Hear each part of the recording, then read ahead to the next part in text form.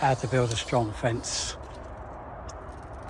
These timbers here are 4x2. That means they're 100 mil, 100 mil, 100 mil and 100 mil. These feather edges are 1500. So what you do is to work this one out is how tall do these need to be? So what you do is you get 1500 and you take away 1, 2, 3, 4 and you're left with 1100. You then split that 1100 into 3 and it comes to 365 mil. Or in your case, if it's a bigger one, it'd be, but that's how you do it. To have 4 top, bottom and 2 middles, you have 3 gaps. So 1500 is the full length.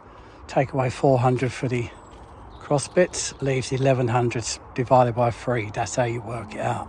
So then you come along here and basically you put the bottom one in and then you cut the 2 sides, which are 365. Then you measure along there and you get the perfect size each time. And then that becomes this one. And then you do the same there, and that one becomes that one becomes there, and eventually you have that. And then at that point you then nail your 1500 feather edges, which are there, and go along there, and that will be the strongest fence you'll see built.